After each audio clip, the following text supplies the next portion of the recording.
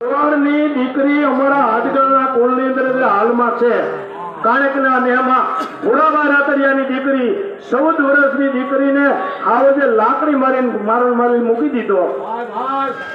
અને ઈ ઝવેરચંદ મેઘાણી કવિ કાગ ને બધા આવ્યા, લખ્યું આછું બધું, પણ ભરવાડ કિનાનો નથી, સારણ કિના લખી છે. વિચાર તો કરો, ભરવાડની દીકરીનો ઇતિહાસ સારણ લઈ જાય છે.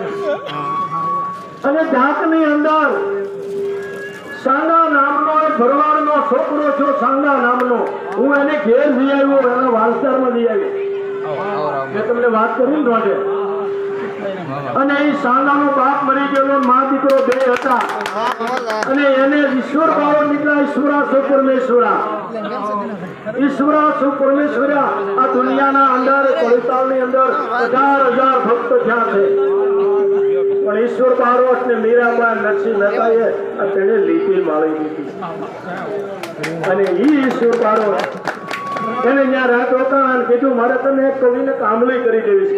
હરિજનો કામળી ધાબળા વણતા હતા. અને એ પાછો આવ્યો, ઈંગળા સ્પર્શમાં જતો હતો ઈશ્વર બારોટ. આ બનેલી ઘટના છે, જોયેલી ની બનેલી ઘટના છે. અને એ વખતે ઈશ્વર બારોટ 6 મહિને પાછો આવ્યો. અને એ સાંગા નામનો વાસણ સારવા જેવો વરસાદ થયો અને નદીમાં ધોળેથી હાલત તણાણો. અને એને મરસ્યા બોલ્યા છે કે કવિને કહેજો, મારી માને કહેજો કવિને કામળી કોક આપે. અને એ 6 મહિને ઈશ્વર બારોટ આવ્યો. આ બનેલી ઘટના ગામમાં હું જઈ આવ્યો. એના વારસદારો કેટલા છે હું તમને કહું છું. ગામ જોધપુર તાલુકાનું ધાક ગામમાં બનેલી ઘટના. અને એ વખતે ઈશ્વર બારોટે કીધું કે સાંગો ક્યાં ગયો? એટલે એની માએ કીધું કે આ કવિને ખોટું ન લાગે, એટલે કીધું સાંગો સામે ગામ ગયો, આમ ગયો. સાંજે વાળું કરવા બેઠો કે સાંગો આવે ત્યારે વાળું કરવું છે મારે.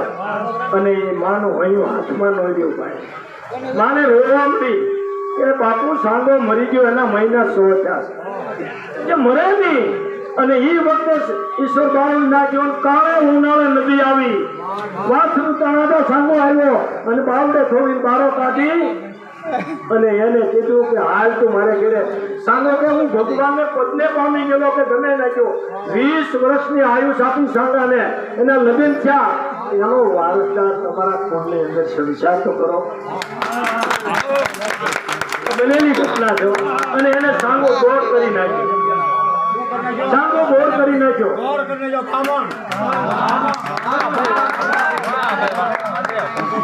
એમાં ઘણા ઇતિહાસો છે મારી પાસે. હું તમને એ કહેવા માંગુ છું કે તમને વિનંતી કરવા આવ્યો છું. હું તમારા કુળમાં જન્મો છું. અને સમ્રાટ અશોકનો ઇતિહાસ, સમ્રાટ અશોક એટલે વિશ્વની મહાસત્તા.